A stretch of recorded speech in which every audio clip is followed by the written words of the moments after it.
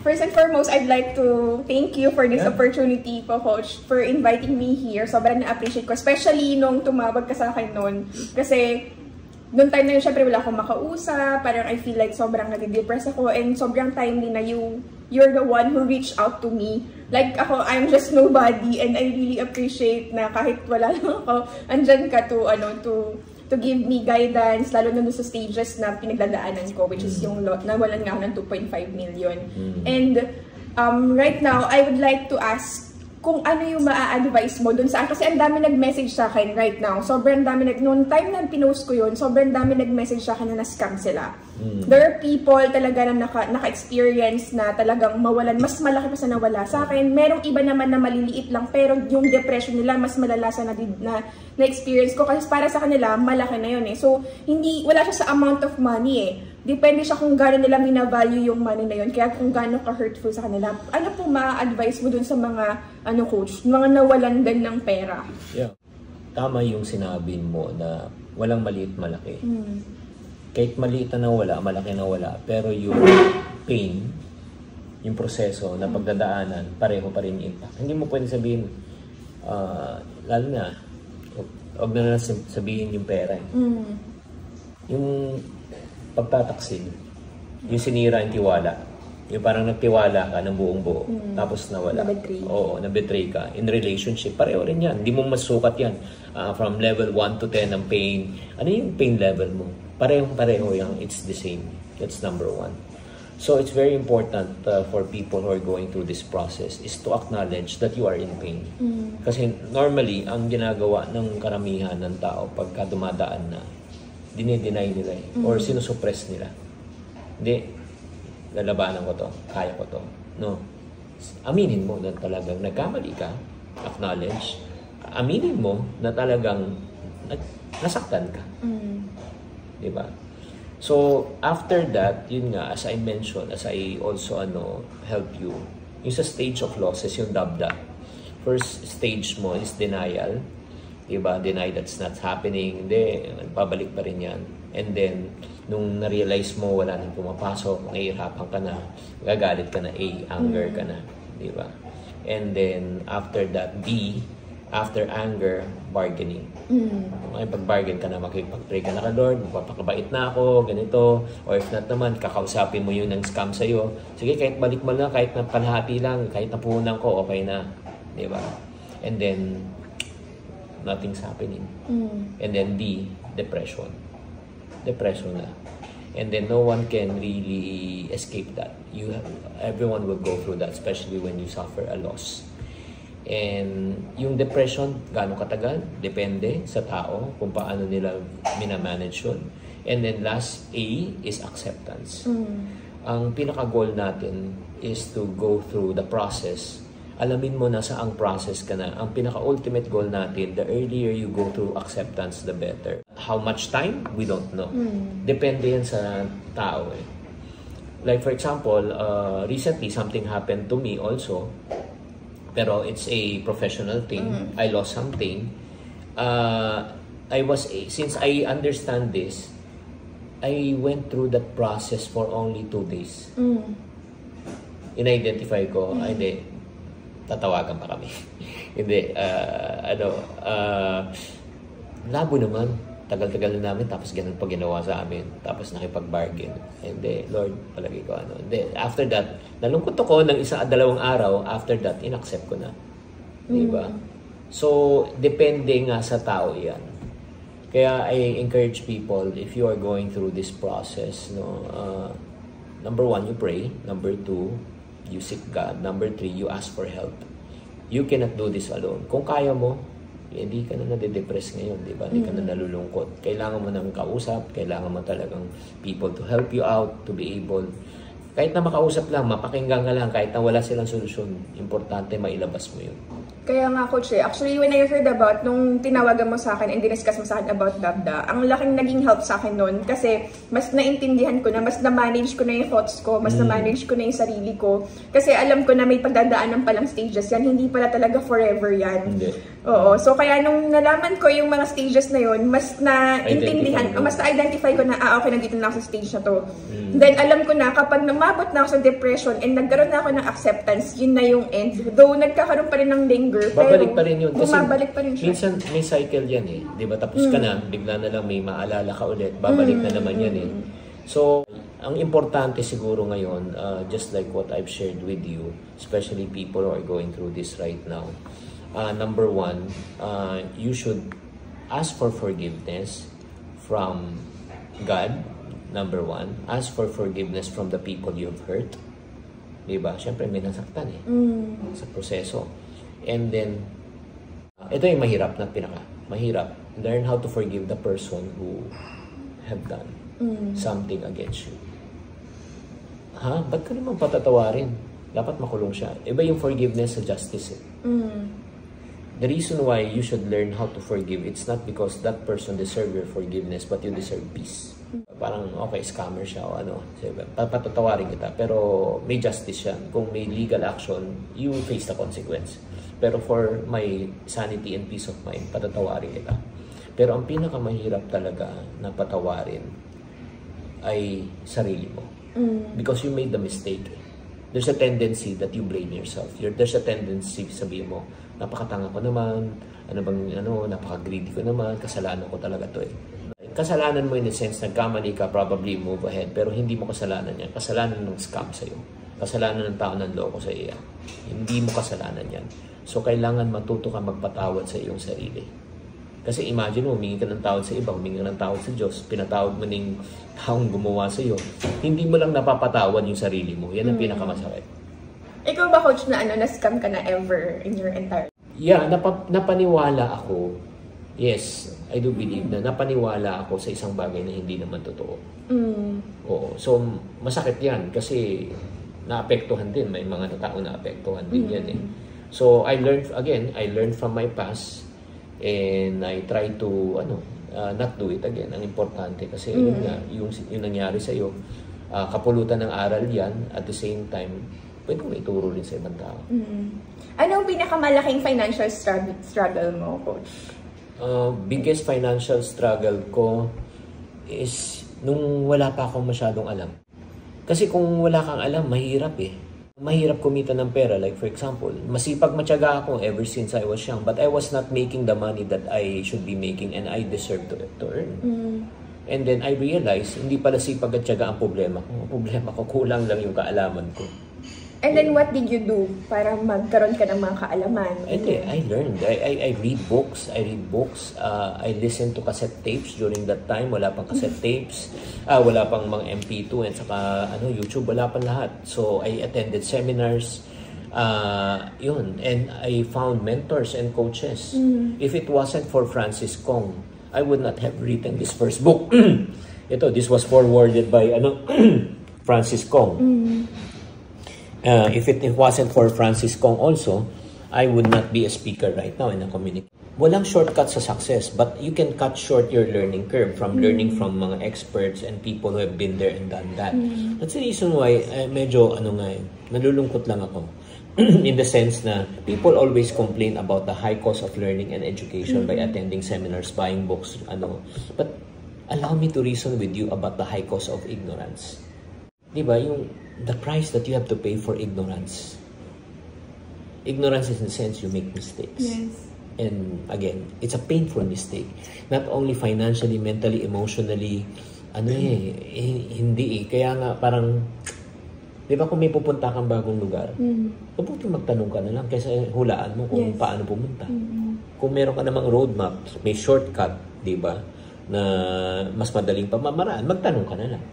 So ako kasi, Coach, talagang ang pangarap ko, simula na naging TikTokerist ako, nagkaroon ako ng parang nahanap ko yung core gift ko, which is to communicate whatever I learned from the past. And then, dun ako mas na-appreciate ng tao. Before kasi bankera lang ako, ang alam ko lang sa bangko. So, 10 taon ako nasa bangko. Ginagawa ko lang, naghanap ako ng client, mag-deposit, maglo-loan, mag-i-invest. Yun lang yung alam ko for the longest time. And then, I had this breakdown during nagkaroon ako ng anak, nag-adopt ako ng anak, and then it was taken from me. Na-depress ako ng sobra. And then dumating yung breakthrough kasi na-estafa naman ako sa negosyo ko noon. Dumating yung breakthrough right after that. Kaya sobrang happy ako nang pag nagkakaroon ako ng breakdown kasi I get to be more excited.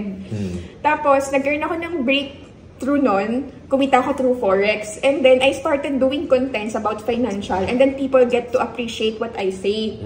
Pero before that, talagang pinapanood ko na yung mga contents mo. Hindi pa ako content creator, nanonood na ako lagi ng anything related to finances. Kaya sobrang pinapanood ko lahat ng mga contents mo from YouTube. YouTube pa lang noon wala pa sa TikTok yun. Lahat pinapanood ko yun. Tapos sobrang nai-inspire ako. And I wanted to become like that. Apparently, there are people who are saying, like mga mismong mga kamag-anak, mga ninong na, babae kayo, normally mga motivational speaker, mga lalaki. Ano coach ang ma-advise mo for aspiring woman like me to be like you, to be a motivational speaker, a financial educator, finance coach, ganun. Parang number one thing that I've learned in life is you cannot give what you do not have. You cannot teach what you do not know.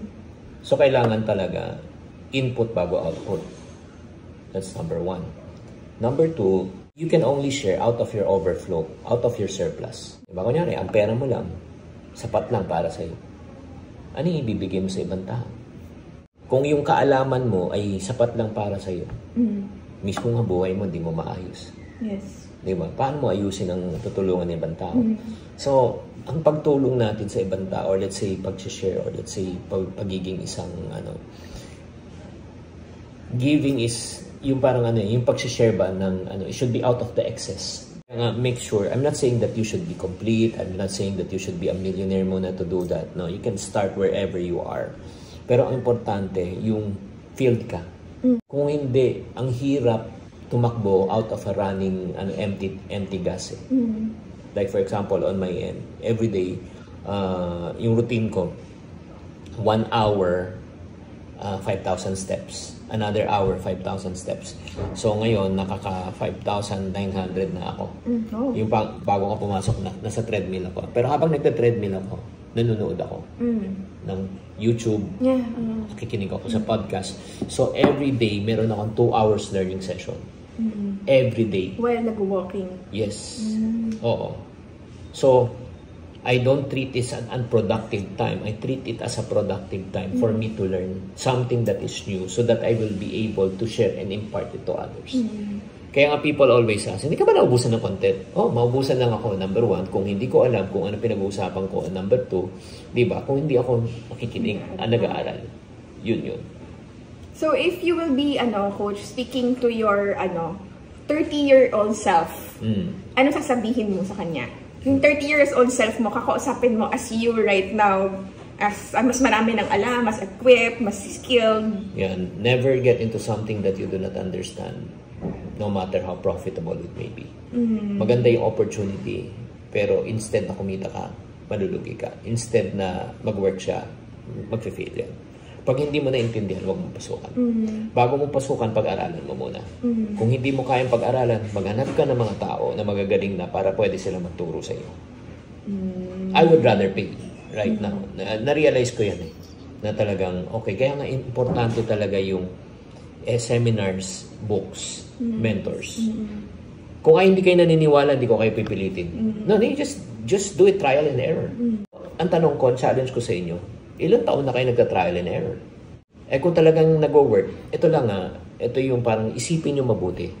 Kung yung alam mo lang talaga sa buhay mo ngayon, ang magpapaunlad at magpapayaman at magbabago ng buhay mo, ibig sabihin, maunlad ka na, mayaman ka na, nagbago na buhay mo. Tama? Gusto mo bang malaman ang sikreto na magpapaunlad, magpapayaman, magpapaginawa ng buhay natin? Yes. Ang mga bagay na hindi mo pa alam. So, bali, coach, kung 30 years old ka, you've been digging on a lot of opportunities. Yeah, but the problem is, yun nga, mali-mali. Mali. Hindi mo makukuha sa sipag at tiyaga yan.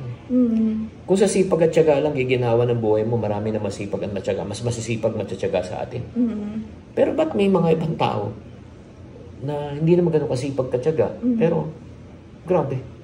Oo nga. Mas working smart. Yeah, kasi meron silang alam na hindi ko alam eh.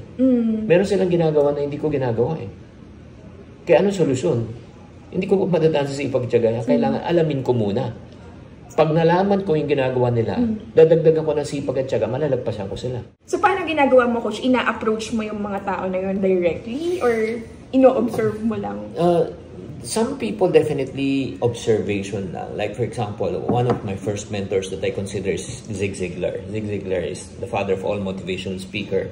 Definitely I cannot approach him, but every book, cassette, listen, seminars, physically he was here one time only. I attended. That was 1996. I paid, I think, 5,000 pesos during that time to attend the seminar. Ang value ngayon siguro 50,000 yun. So it has really changed my life and perspective. Second, the best pa rin talaga is watch yung from afar, YouTube, mga ganun, TikTok. Or if not, third talaga, yun nga. Have coffee with these people. Magpa-mentor ka, magpa-coach ka talaga. Bale, si Francis Kong, talagang in-approach mo siya o like nagkaroon lang ng pagkakataon? No, kasi kay Francis Kong, he's still speaker. And I invite him from time to time sa mga events ko during that time. I have a company during that time. So he speaks there. So we had a good connection. And then during the time when I had the transition in the year 2008, when I sold all my businesses, I asked for his parang guidance kung anong gagawin ko. And then sinabi niya, sama ka na lang muna sa akin. So I was his Howie boy. I carried his bags. I did his PowerPoint. I was an assistant of Francis Kong for 6 months. So whenever there's a speaking engagement, sabi niya, okay, I'll give you 1 hour to speak. Okay, para So, na-coach at na-mentor talaga ako, personally. So, it's really an honor and privilege to be coached and mentored by the great Francis Kong. Paano, Coach, dun sa mga tao na walang ganong privilege na makamit ng talagang mga mentors na talagang mag-guide sila?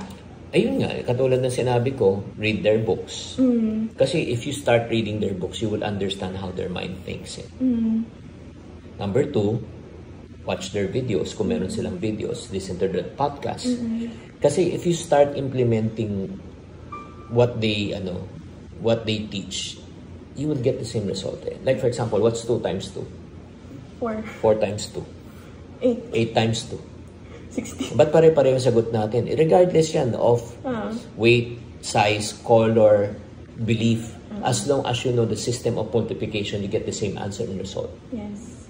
Agree? Yes. So if you know the system of the rich, and you follow the system of the rich, you will also get the same result.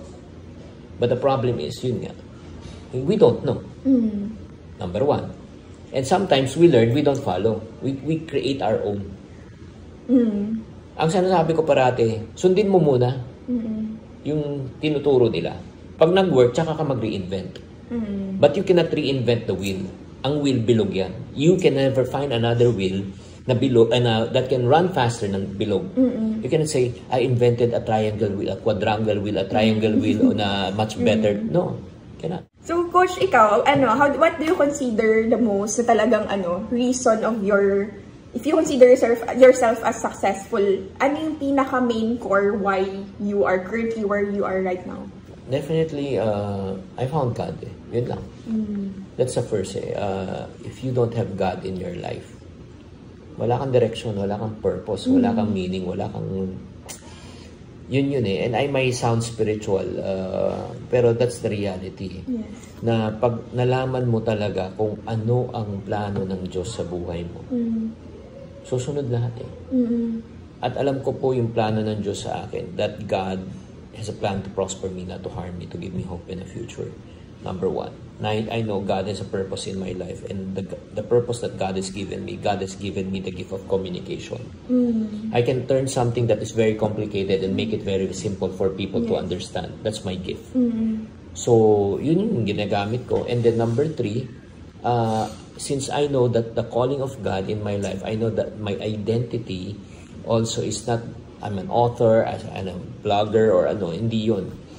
Lahat yan mawawala. Pero ang hindi mawawala, yung relasyon ko sa Diyos. Yan ang importante. and my goal in life is to honor and please God, not to honor and please man, not to honor and please my network, not to honor and please my fans.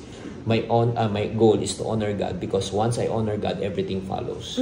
The reason why I am at this place right now, because I know I'm sharing the calling of God and my purpose to others and with others, just like with you, diba? I know people who are hurting, I know people who are so ang ginagawa ko, sinishare ko, nire-reach out ko yung mga tao. Kasi ang sarap kasi ng feeling pag nakakatulong sa ibang tao, di ba? Ba't di natin araw-arawin? And the reason why hindi natin kayang araw-arawin, number 1, wala kasi tayong input, kaya wala kang output. Number 2, kapos ka, kaya hindi ka makapagbigay. Di ba? Kaya nga dapat ang aspiration natin sa buhay, lahat, di ba? Na umabot tayo sa punto sa buhay na hindi lang maging komportable ang buhay natin, na kumita ka talaga ng sobrang-sobra, siksik-liglig at umaapaw, na mabless ka talaga ni Lord. Bakit? The purpose of blessing is not for you to live a blessed life, but the purpose of blessing is for you to bless other people. Diba? Kaya nga I'm blessed mentally, kaya nga sinishare ko yung ideas with other people. Emotionally, I'm blessed also, sinishare ko rin. Financially, I'm blessed also, kaya sinishare ko rin sa ibang tao. Yun. Anong prayer mo everyday, Coach? Yung talagang di mawawala everyday, kailangan kasama tong prayer na to everyday. My prayer every single day is talaga to fulfill God's calling in my life. And number 2 is to have peace of mind. Pag pipiliin mo kung pera o peace of mind, peace of mind. Peace of mind? Oo. Kasi ang pera, ang dami mong pera, pero wala kang peace of mind. Diba? Pero right now, do you consider yourself na merong ka ng peace of mind? Oo. Meron na talaga. Again, the peace of mind naman doesn't come not because everything is falling into the right places.